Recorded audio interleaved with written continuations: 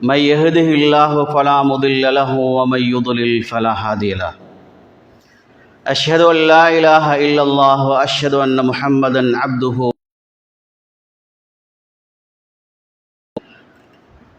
أعوذ بالله من الشيطان الرجيم. بسم الله الرحمن الرحيم.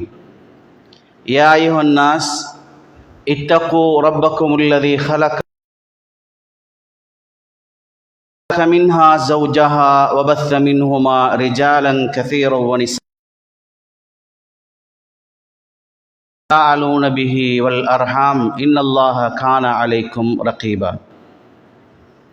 يا أيها الذين آمنوا اتقوا الله حق تقاته ولا تموتن إلا وأنتم مسلمون. يا أيها الذين آمنوا اتقوا الله وقولوا قولا سديدا يصلح لكم أعمالكم ويغفر لكم ذنوبكم ومن يطع الله ورسوله فقد فاز فوزا عظيما. فإن أحسن الحديث كتاب الله وخير الهدي هدي محمد صلى الله عليه وسلم وشر الأمور محدثاتها فإن كل محدثة بدعة وكل بدعة ضلالة وكل ضلالة في النار. அன்புக்குரிய இஸ்லாமிய சகோதரர்களே, எல்லாம் வல்ல அல்லாஹ்வின் நல்லடியார்களே,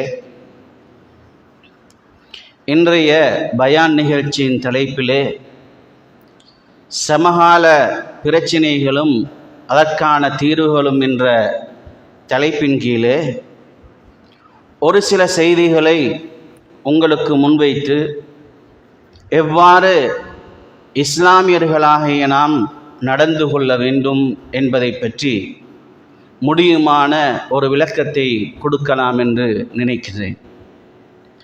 அன்புக்குரிய இஸ்லாமிய சகோதரர்களே, சமகால சர்வதேச இஸ்லாமிய உலகத்திலே நடைபெறுகின்ற பிரச்சனைகளை ஒவ்வொன்றாக இங்கே இந்த பிரச்சனை நடைபெறுகிறது, இந்த பிரச்சனை இவ்வாறு நடைபெறுகிறது, இந்த பிரச்சனையை கொண்டு வந்தவர்கள் யார் என்றெல்லாம் நான் உங்களுக்கு சொல்வதற்கு முன்னால் சில வேளை நீங்கள் என்னை விட நன்றாக அந்த பிரச்சனைகளை தெரிந்து வைத்திருப்பீர்கள். அந்த அளவு இந்த உலகத்திலே துரிதமாக ஒவ்வொரு செய்திகளும் தொடர்பாடல்கள் மூலமாக நமது கையிலே கிடைக்கப்படுகிறது. இன்று நாளாந்தம் செய்திகளை வாசிக்கின்றோம், செய்திகளை தெரிந்து கொள்கின்றோம். உலகத்திலே நடைபெற்று கொண்டிருக்கக்கூடிய நிகழ்வுகளை நாம் ஏதோ ஒரு வகையிலே அறிந்து வைத்திருக்கிறோம்.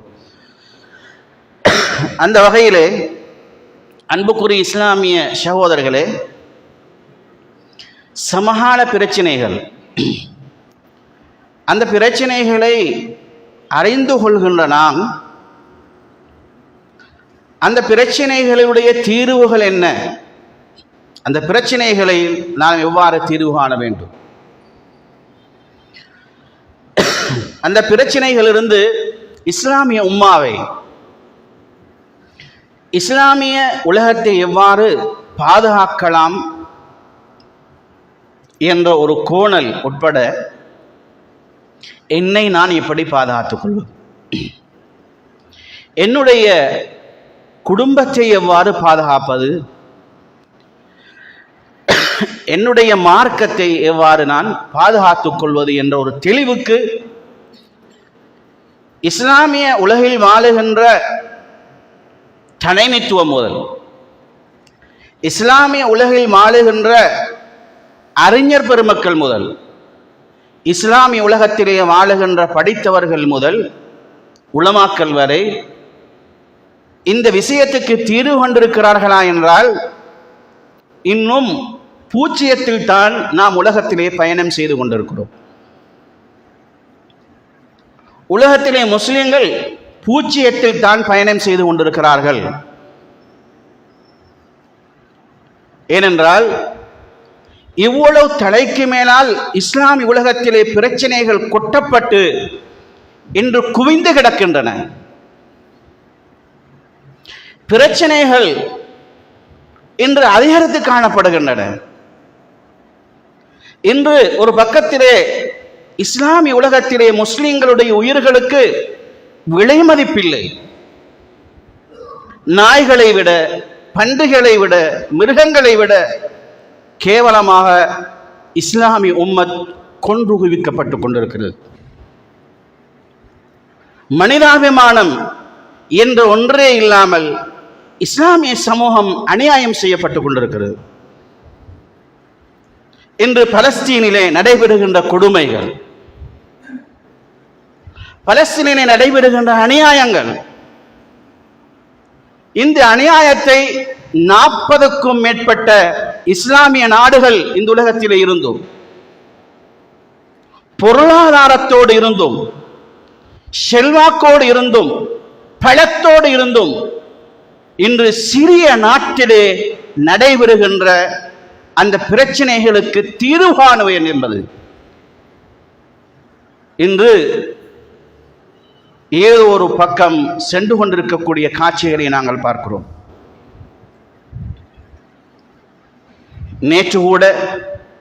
நேற்று முன்தினங்கூட பலஸ்தீனுக்கும் இஸ்ரேலுக்கு மத்தியிலே சமாதான பேச்சுவார்த்தை நடைபெறுகின்றன. இதை போன்ற எத்தனையோ பேச்சுவார்த்தைகள் காலத்துக்கு காலம் நடைபெறுகின்றன, பின்பு போராட்டங்களாக இருக்கின்றன. பலஸ்தீன் மட்டுமல்ல, இந்தியாவில், இலங்கையில், அதை போன்று பர்மாவில், இன்னும் இஸ்லாமிய நாடுகளில் எல்லாம் முஸ்லிம்கள் கொலை செய்யப்பட்டுக் கொண்டிருக்கிறார்கள். முஸ்லிம்களுடைய உடைமைகள் சூறையாடப்பட்டுக் கொண்டிருக்கின்றன. பிள்ளைகள் கொல்லப்படுகிறார்கள், பெண்கள் கொல்லப்படுகிறார்கள். இப்படி கொலை கலாச்சாரம் இஸ்லாமிய மார்க்கத்திலே, இஸ்லாமிய மார்க்கத்துக்குள்ளே இன்று முஸ்லிம்களை கருவறுத்து நடைபெற்றுக் கொண்டிருக்கிறது. இது ஒரு புறம். இன்னும் ஒரு கோணத்திலே இஸ்லாமிய சமூகத்திலே நடைபெறுகின்ற சர்வதேச ரீதியான பிரச்சனைகளை நாம் எடுத்துக்கொள்கின்ற போது, இரண்டாவது பிரச்சனை, முஸ்லிம்கள் இஸ்லாத்தை விட்டு அப்புறப்படுத்தப்பட்டுக் கொண்டிருக்கிறார்கள். இஸ்லாமிய சிந்தனையிலிருந்து இஸ்லாமிய சமூகம் தூர எறியப்பட்டுக் கொண்டிருக்கிறார்கள். இஸ்லாமிய அகீதா இன்று சிதைந்து போய் காணப்படுகின்றன.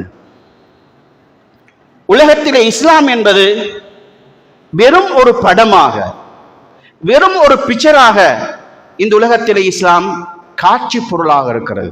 முஸ்லிம்கள் பேரளவில் முஸ்லிம்களாக, லேபலில் முஸ்லிம்களாக இன்று உலகத்திலே அதிகமானவர்கள் வாழ்ந்து கொண்டிருக்கிறார்கள். அல் குர்ஆனிய வாழ்க்கை, அல் குர்ஆனிய சட்டங்கள் இன்று இஸ்லாமிய சமூகத்தில் செல்லுபடியாகின்ற அந்த நிலைமைகளை விட்டும் குர்ஆன் என்று தூரப்படுத்தப்பட்டுக் கொண்டிருக்கிறது. அந்த வரிசையில் அன்புக்குரிய இஸ்லாமிய சகோதரர்களே, நாங்கள் இன்று பல பிரச்சனைகளை எங்களுடைய நாட்டிலும் கேள்விப்படுகின்றோம், சர்வதேச ரீதியாகவும் கேள்விப்படுகின்றோம். அந்த பிரச்சனைகள் ஒன்றுதான், இன்று இஸ்லாமிய சமூகம் சிறுபான்மையாக வாழுகின்ற நாடுகளில், இஸ்லாமிய சமூகம் சிறுபான்மையாக வாழுகின்ற நாடுகளிலே அடிக்கடி வருகின்ற பிரச்சனை இஸ்லாமிய நீதித்துறைக்கு வருகின்ற பிரச்சனை, இஸ்லாமிய ஷரியா சட்டத்தில் வருகின்ற பிரச்சனை, முஸ்லிம்களுக்கு சொந்தமான சட்டங்களிலே காதி கோட், அதை போன்று ஹிஜாப் போன்றவற்றில் வருகின்ற கல்வி, இதை போன்று வருகின்ற பிரச்சனை.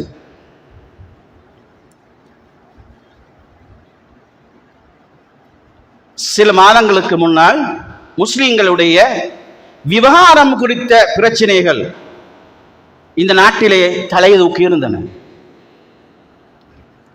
முஸ்லிம்களாக நாம் என்ன செய்கிறோம் என்றால், இப்படியான பிரச்சனைகள் வருகின்ற போது அந்த பிரச்சனைகளை வாசிக்கின்றோம், போனில் எடுத்து வாசிக்கின்றோம், பார்க்கின்றோம். கருத்து சொல்கின்றவர்கள் யார் என்று பார்க்கிறோம்.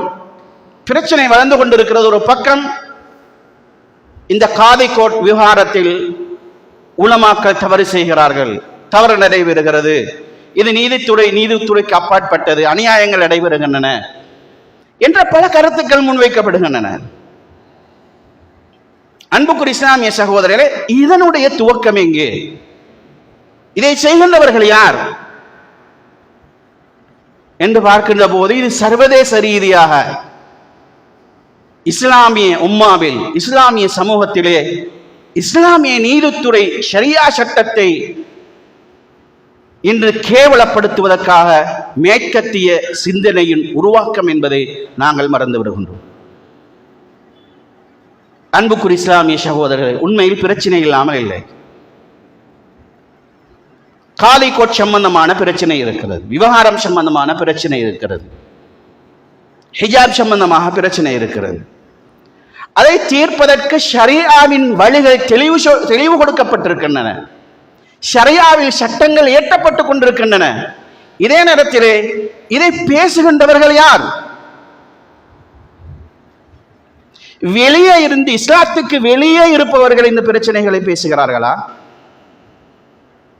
அல்லது இஸ்லாத்துக்கு உள்ளே இருக்கக்கூடிய சட்டத்தரணிகள், அரசியல்வாதிகள் இந்த பிரச்சனைகளை பேசுகிறார்களா? மார்க்கத்தை தெரிந்தவர்கள் பேசுகிறார்களா? இஸ்லாமிய வட்டத்துக்குள் இருப்பவர்கள் பேசுகிறார்களா? தாடி வைத்தவர்கள் பேசுகின்றார்களா? அல் குர்ஆன் சுன்னாவை பின்பற்றுகின்றவர்கள் பேசுகிறார்களா? இன்று இஸ்லாமிய வட்டத்துக்குள் முஸ்லிம்களாக இருந்து கொண்டு, முஸ்லிம்களாக வாழ்ந்து கொண்டு, தாடி வைத்துக் கொண்டு, தொழுது கொண்டு பேசுகின்றவர்கள் இந்த பிரச்சனையை பேசுவதில்லை. வெறுமனே அரசியல்வாதிகளால் கிண்டப்பட்டவர்கள், அரசியல்வாதிகள், வழக்கறிஞர்கள் என்று ஒரு விதமான சட்டத்தை, உலக கல்வியை படித்துக் கொண்டு இந்த நாஸ்திக கொள்கையை அல்லது இஸ்லாமிய ஷரியாவின் சட்டத்தை தெரியாதவர்கள் இந்த ஷரியாவில் இருக்கக்கூடிய முஸ்லிம்கள் விடுகின்ற பிழைகளை எடுத்து வைத்து இஸ்லாமிய ஷரியாவுடைய சட்டத்திலே பிழை காணுகிறார்கள். அன்புக்குரிய இஸ்லாமிய சகோதரர்களே, இஸ்லாமிய உலகம் இப்போது ஒட்டுமொத்தமான பிரச்சனைகளை இஸ்லாமிய உலகம் சுமந்து கொண்டிருக்கிறது. இதை நாங்கள் எப்போதும் மறந்துவிடக்கூடாது. இன்று சமகாலத்தில் நடைபெறுகின்ற, இஸ்லாமிய சமூகத்திலே நடைபெறுகின்ற பிரச்சனைகளை நாங்கள் பார்க்கின்ற போது, அந்த பிரச்சனைகளுடைய உருவத்தை, அந்த பிரச்சனைகளுடைய பிம்பத்தை, அந்த பிரச்சனைகளுடைய உருவாக்கத்தை, அந்த பிரச்சனைகள் எவ்வாறு ஆழமாக இருக்கிறது என்பதை புரிந்து கொள்வதற்கு நாங்கள் இஸ்லாமிய வரலாற்றை சற்று நாங்கள் உற்று நோக்க வேண்டும். அல்லாஹுடைய தூதர் ஸல்லல்லாஹு அலைஹி வஸல்லம் அவர்கள் பிரச்சாரம் செய்தார்கள். அவர்களுடைய பிரச்சாரம் மக்காவில் ஆரம்பிக்கப்பட்ட போது இந்த பிரச்சாரத்தை முடக்க வேண்டும் என்பதற்காக காபிர்கள் பல வழிகளில் முயற்சித்தார்கள், பல யுக்திகளை கை. முதல் போராட்டம் இஸ்லாமிய உலகத்துக்கு அவர்களுடைய வாய்களினால், சொற்களினால், கருத்துக்களினால் எடுத்து வைக்கப்பட்டது. அல்லாஹுடைய தூதர் ஸல்லல்லாஹு அலைஹி வஸல்லம் அவர்கள் பிரச்சாரம் செய்கின்ற போது அந்த காபிர்களுடைய முதல் போராட்டம் அடிதடிகளாக இருக்கவில்லை. முதல் போராட்டம் கொலை கலாச்சாரமாக இருக்கவில்லை. முதலில் அல்லாஹுடைய தூதர் ஸல்லல்லாஹு அலைஹி வஸல்லம் அவர்களை கொச்சைப்படுத்தினார்கள், முஸ்லிம்களை கொச்சைப்படுத்தினார்கள். இஸ்லாத்தை பற்றியும், முஸ்லிம்களை பற்றியும், அல்லாஹுடைய தூதரை பற்றியும் தவறான கருத்துக்களை எடுத்து வைத்தார்கள். இது காபிர்களுடைய முதல் யுக்தி. இந்த வகையில் தான் அல்லாஹுடைய தூதர் ஸல்லல்லாஹு அலைஹி வஸல்லம் அவர்கள் பிரச்சாரம் செய்து கொண்டிருக்கக்கூடிய சமயத்திலே அல்லாஹ் அல் குர்ஆன் வசனத்தை இறக்கி வைக்கின்றான். வஅன்திர் அஷீரத்தகல் அக்ரபீன் ஃபஸ்த பிமா துமர். நபி நாயகமே, உங்களுக்கு சொல்லப்பட்ட இந்த வஹியை நீங்கள் மக்களுக்கு தெளிவாக எடுத்து வையுங்கள். வஅன்திர் அஷீரத்தகல் அக்ரபீன், உங்களுடைய குடும்பத்துக்கு முதலில் நீங்கள் பிரச்சாரத்தை செய்ய வேண்டும் என்ற வசனம் இறங்கப்பட்ட போது ரசூலுல்லாஹ் என்ன செய்கிறார்கள் என்றால், தங்களுடைய குடும்பத்தார்களை அனைவர்களையும் அழைத்து சஃபா என்று சொல்கின்ற மலை குன்றிலே ஏறி ரசூலுல்லாஹ் சொல்கிறார்கள், நான் உங்களுக்கு ஒரு விஷயத்தை சொல்ல போகின்றேன். அந்த விஷயம், இந்த மலைக்குன்றுக்கு பின்னால் இருந்து ஒரு கூட்டம் உங்களை தாக்க வருகிறது என்று நான் சொன்னால் நீங்கள் ஏற்றுக்கொள்வீர்களா? அப்போது அந்த சமூகத்தின் நிலை தடுமாறாத ஒரே பதிலாக இருந்தது, நாம் பலா, நாம ஏற்றுக்கொள்வோம். நீங்கள் சொன்னால் சரி, நீங்கள் சொல்வது உண்மை. மா ஜர்ரப்னா அலைக கித்பன், நாம் ஏற்றுக்கொள்வதற்கு காரணம் உங்களில் பொய் சொல்வதை, நீங்கள் பொய் சொல்வதை கேட்டதில்லை, இதுவரைக்கும் நீங்கள் சொன்னது உண்மை. இப்படி அல்லாஹுடைய தூதரை ஆரம்பத்தில் உண்மையாளர், சாதிக், அமீன் என்ற அந்த சமுதாயம் இறை செய்தியை கொண்டு வந்து, ஏகத்துவத்தை கொண்டு வந்த போது உடனடியாக அவர்கள் மாறினார்கள். எந்த வாய் உண்மை என்று சொன்னச்சோ, எந்த வாய் உண்மையாளர் என்று சொன்னார்களோ, எந்த வாய் நம்பிக்கையுடையவர் என்று சொன்னார்களோ, அந்த வாய் ரிப்பீட்ல சொல்லிச்சு பொய்யன், பைத்தியகாரன், சூனியக்காரன் என்றெல்லாம் அல்லாஹுடைய தூதரை பார்த்து சொன்னார்கள். அதற்கான பிரயத்தனங்களை மேற்கொண்டார்கள். ரசூலுல்லாஹ் சொல்வது பொய் என்றார்கள்.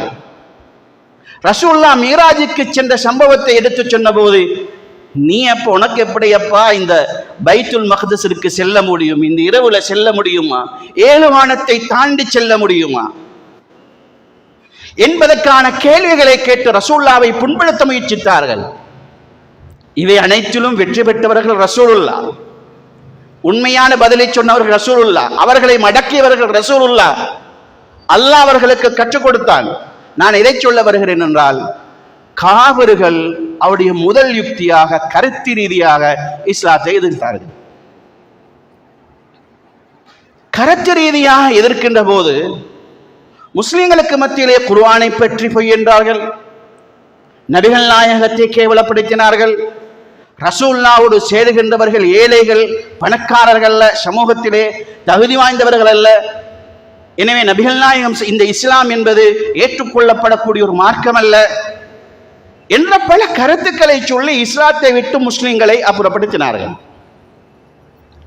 இதே சமயத்திலே இரண்டாவதாகத்தான் அவர்கள் அடிதடி, இரண்டாவது கெட்டப்ல தான் அவர்களுடைய யுத்திகளை அடிதடியாக, போராக, கொள்வதாக, முஸ்லிம்களுடைய உரிமைகளை பறிப்பதாக, அவர்களை சொந்த நாட்டை விட்டு விரட்டுவதாக, இப்படியெல்லாம் கட்டம் கட்டமாகத்தான் அந்த காவிர்கள் அநியாயத்தை மேற்கொண்டார்கள். நான் எதை சொல்ல வருகிறேன் என்றால், அன்புக்குரிய இஸ்லாமிய சகோதரர்களே,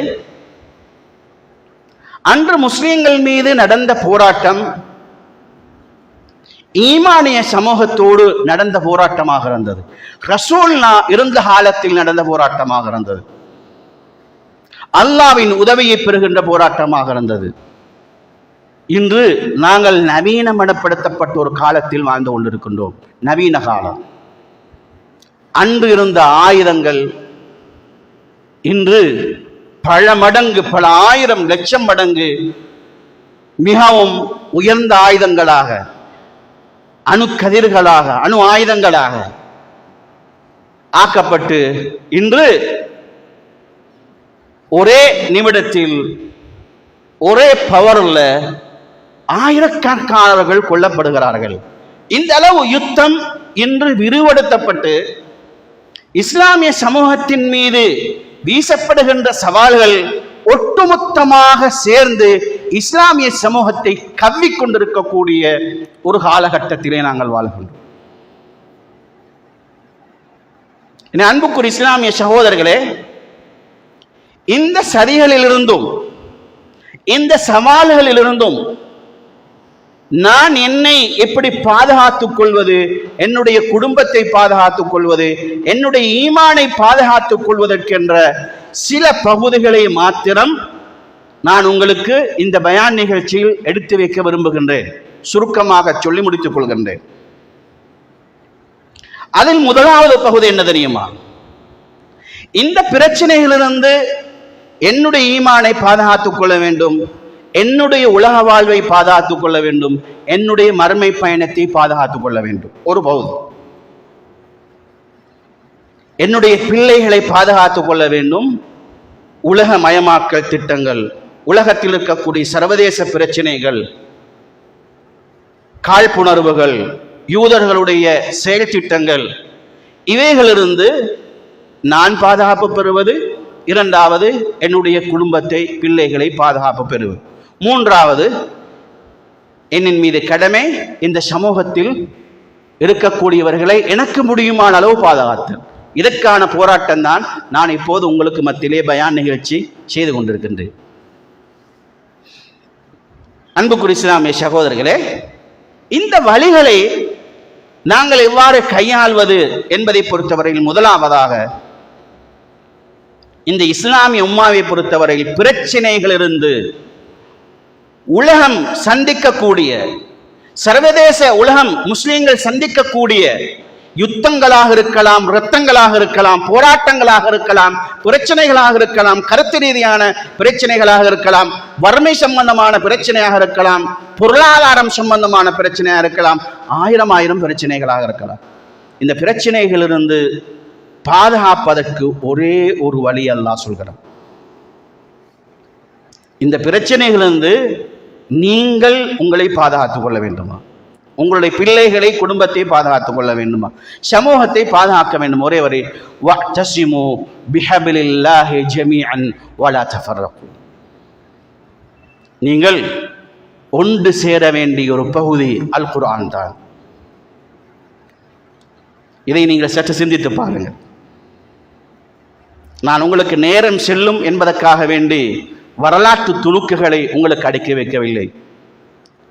இஸ்லாமிய உலகத்தில் கருத்து ரீதியான பிரச்சனைகள் வளர்ந்த காலம் உஸ்மானியருடைய ஆட்சி காலம். ஹதரத் அபூபக்கர் ரலியல்லாஹு அன்ஹு அவர்களுக்கு பின்னால் உமர் ரலியல்லாஹு அன்ஹு ஆட்சி செய்தார்கள். இஸ்லாம் இருக்கக்கூடிய சிரியா என்று சொல்கின்ற அந்த பகுதி, ஈராக், ஈரான் என்று சொல்கின்ற பகுதி, ஈராக், ஈரான் என்று சொல்கின்ற அந்த பகுதியை பொறுத்தவரையில் அந்த பகுதியில் வாழ்ந்த மனிதர்கள் ஒரு விதமான கிரேக்க தத்துவத்தோடு தங்களுடைய சிந்தனைகளை வைத்துக் கொண்டிருந்தவர்கள். ஒரு பக்கத்தில் யதார்த்தவாதிகள் என்று சொல்லலாம். இதனால் அவர்கள் என்ன செய்தார்கள், அவர்களுக்கு என்று சடங்குகள், சம்பிரதாயங்கள், சிந்தனைகள், போக்குகள், மதச்சடங்குகள் என்று பல அடிப்படைகள் காணப்பட்டன. எனவே அவர்கள் என்ன செய்தார்கள் என்றால், அவர்கள் இஸ்லாமிய கொள்கைகள் கொடுக்கப்பட்ட போது அங்கிருந்த யூதர்கள், அங்கிருந்த காவர்கள் இந்த கொள்கையை இவர்கள் தங்களுடைய கொள்கையோடு பிணைத்து, கிரேக்க தத்துவங்களோடு இணைத்து, மதச்சடங்குகள் சம்பிரதாயங்களோடு இணைத்து, சூவித்துவத்தோடு இணைத்து அவர்கள் இஸ்லாத்தை விளங்க முற்பட்டார்கள். எப்படின்னா, உதாரணத்துக்காக ஒன்றை சொல்கிறேன், இடையில் வந்த செய்தி இது. உதாரணத்துக்காக சொல்கிறேன், அல்லாஹ் அரசிலே இருக்கிறான். இதை இமாம் இப்னு தைமியா ரஹிமஹுல்லாஹு அலைஹி அவர்கள் மிகவும் அழகாக விளங்கப்படுத்துகிறார்கள். அல்லாஹ் அரசிலே எங்கே இருக்கிறான்? அல்லாஹ் அரசிக்கு மேலால் இருக்கிறான். எப்படி இருக்கிறான்? தனது தகுதிக்கும் ஜலாலியத்துக்கும் குதிரத்துக்கும் ஏற்ற முறையில் படைப்பினங்களுடைய முறையில் அல்லாஹுடைய நியதியோடு அவன் தனது ஜலாலியத்துக்குட்பட்ட முறையிலே அரசியலே இருக்கிறான்.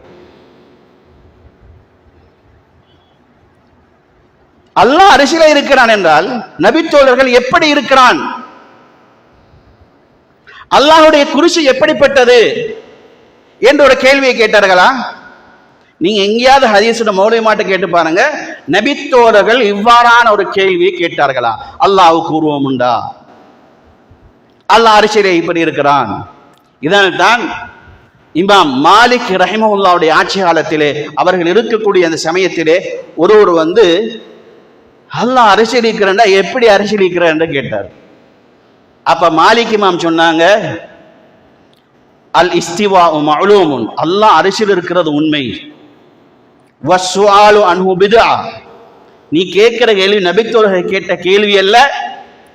இறைவனை பற்றி சொன்னபோது நபித்தோழரோட ஈமான் எப்படி இருந்தது, அவர்கள் மேலே இருப்பதாக அல்லாஹ்வுடைய தகுதியோடு அல்லாஹ் படைப்பினங்களுக்கு அப்பாற்பட்ட முறையிலே அல்லாஹ் இருக்கிறான் என்பதை நம்பினார்கள். ஈதான் கொள்கை என்பதை விளங்கப்படுத்தினார்கள். இதில் நான் சொல்ல வருகிற விஷயம் என்னென்றால், இப்னு தைமியா ரஹிமத்துல்லாஹி அவர்கள் சொல்கிறார்கள், அல்லாஹ் அரிசிலே இருக்கிறான் என்றால் அரிசிக்கு மேலால் இருக்கிறான், அலாவுக்கு மேலே இருக்கக்கூடிய கருத்து இருக்கிறது. எனவே இந்த ஆயத்தை ஏற்றுக்கொள்வதற்கு சூபித்துவம் அன்றைய காலத்தில் ஜஹ்மியாக்கள் போன்றவர்கள் சிந்தனை குழப்பங்களை ஏற்படுத்தினார்கள்.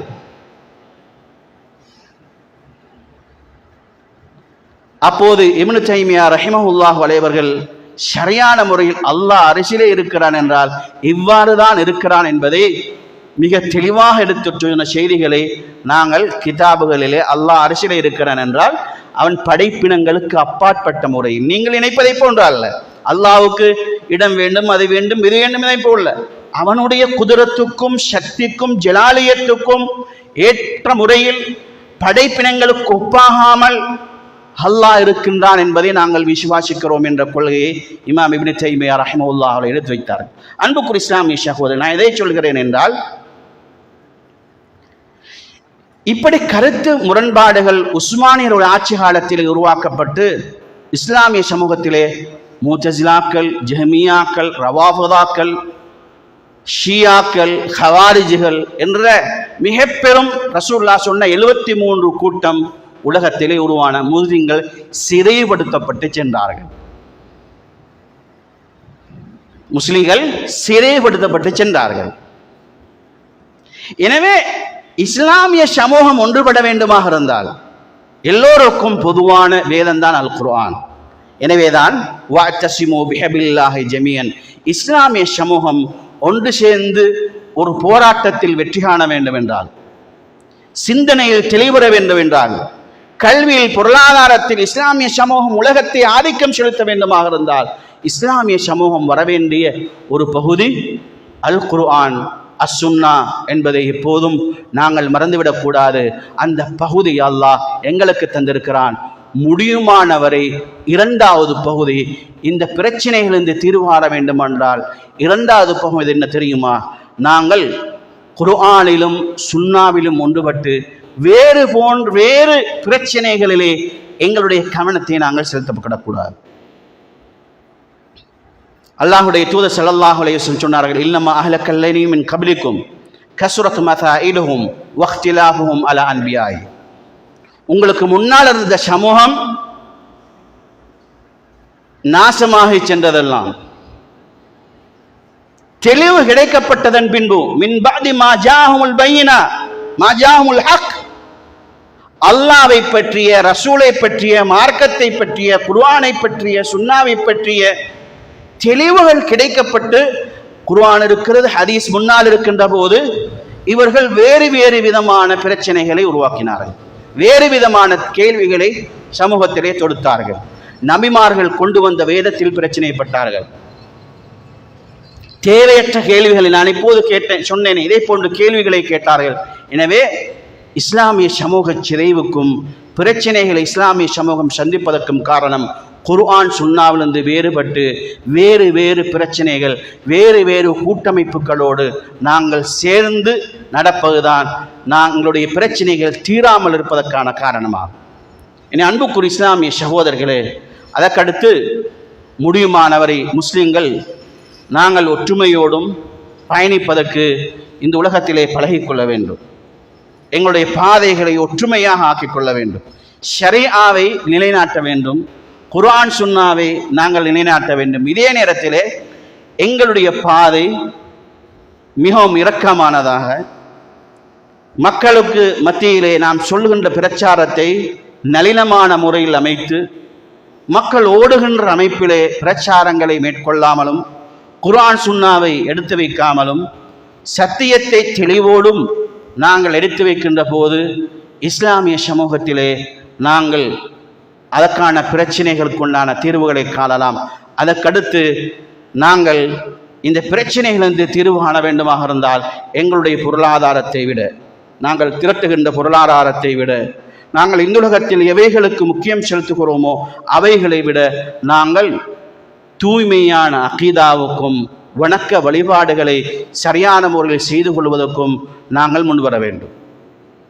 நாங்கள் வெறுமனே பயான் நிகழ்ச்சிகளை கேட்பதல்ல, நாங்கள் எங்களுடைய தொழுகைகளை சரியான முறையில் அமைத்துக் கொள்வது, சுபகு தொழுகையை நாங்கள் தொழுது கொள்வது,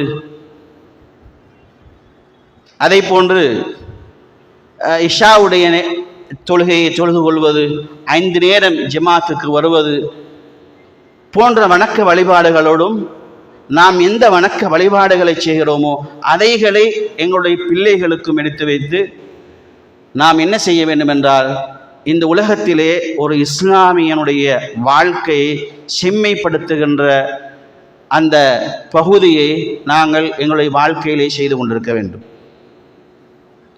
ஹதரத் உமர் ரலியல்லாஹுடைய மரணப்படுக்கையிலே உமர் ரலியல்லாஹு தஆலா அன்ஹு இருந்து கொண்டிருக்கிறார்கள். இருந்தது என்பதை பாருங்கள். அப்போது உமர் ரலியல்லாஹு தஆலா அன்ஹுவை சந்திப்பதற்காக வேண்டி ஒருவர் வருகிறார். உமர் ரலியல்லாஹு அன்ஹு பார்க்கிறார்கள், இவருடைய ஆடை கரண்டைக்கு கீழே இருக்கிறது. இதை கண்ட உமர் ரலியல்லாஹு அன்ஹு மரணப்படுக்கையில் இருந்து கொண்டு சொன்னார்கள், நீங்கள் ஆடையை கீழே போட்டு கொண்டிருக்கிறீர்கள், கரண்டை காலுக்கு கீழே ஆடை இருக்கிறது, அந்த ஆடையை மேலே எடுத்துக் கொள்ளுங்கள் என்று சொன்னார்கள். எனவே அன்புக்குரிய இஸ்லாமிய சகோதரர்களே, எங்களுடைய பிரச்சார பணி, நாங்கள் செய்கின்ற கடமைகள் அனைத்தும் கடைசி வரை நாங்கள் எப்போது செய்ய ஆரம்பித்தோமோ அன்றிலிருந்து கடைசி வரை நாங்கள் மற்றவர்களுக்கும் இந்த சத்தியத்தை எடுத்துச் சொல்ல வேண்டும், அவர்களையும் சத்திய பாதையில் நாங்கள் அழைக்க வேண்டும். எங்களுடைய பிள்ளைகள், குடும்பம் போன்ற அடிப்படையிலே இந்த மார்க்கத்தை நாம் நடைமுறைப்படுத்துவதன் மூலம் அல்லாஹு தாலா எங்களுக்கு வெற்றியை நிச்சயமாக தருவான்.